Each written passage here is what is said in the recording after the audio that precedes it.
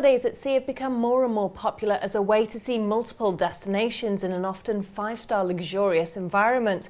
But how environmentally conscious are these floating hotels? With me is Tara Russell, president of Fathom and global impact lead of Carnival Corporation, the largest cruise line in the world. Well, Tara, let's start with social impact excursions. Why are these a good idea for holiday travel? Well, is there ever a bad reason for holiday travel, right? We think that travel is a great way to experience the world and really develop meaningful memories. And social impact travel, Fathom, is really about combining your love of travel with your desire to make a difference. So we make it really easy and convenient for people to go with a group of friends, travel with their family, their loved ones, and come and really see a place and immerse deeply in that culture, but then also have meaningful ways to give back. And we've worked hard to really architect those experiences in a way that are hugely impactful to the local communities, but also a really fun and enjoyable experience to share. Social impact, of course, is at the heart of business today, but how does the cruise industry fit into this? The cruise industry has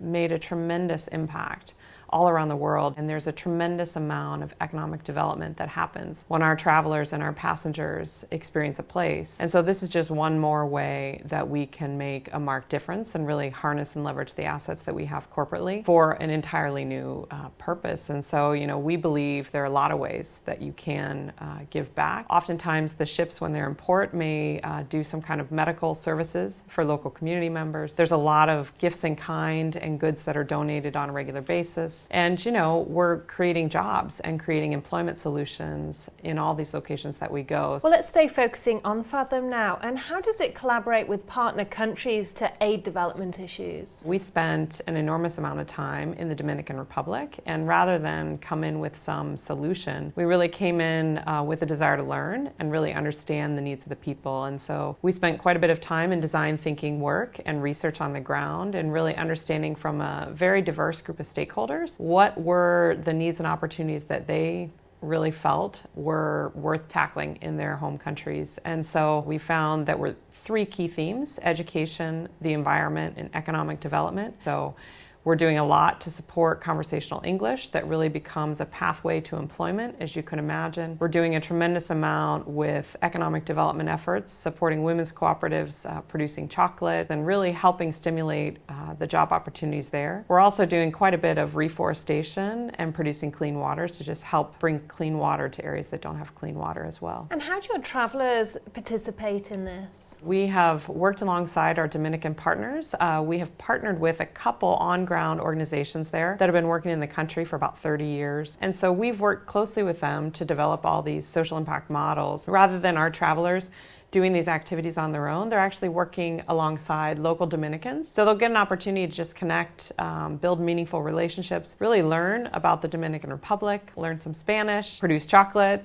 and have lots of fun. So we expect that our travelers will spend time at the beach, time in the mountains, time enjoying the local marketplace, but they'll also have an opportunity to really go deep with these community members and come alongside and serve some of the opportunities there as well. Sustainability and environmental performance is really at the heart of Fathom. Talk me through this. There's an enormous amount that we're doing corporately around environmental sustainability and really working to reduce fuel consumption. We're really pioneering some technology to really scrub some of the exhaust gases. We're also always looking for ways on board the ship just to create greater efficiencies. So conserving energy through LED lighting or lower water usage. I'm constantly amazed by just how efficient really the operation of a ship and really the maritime space is. When we're in port, there's a tremendous amount of opportunity within just the local communities. And we believe that by really helping these communities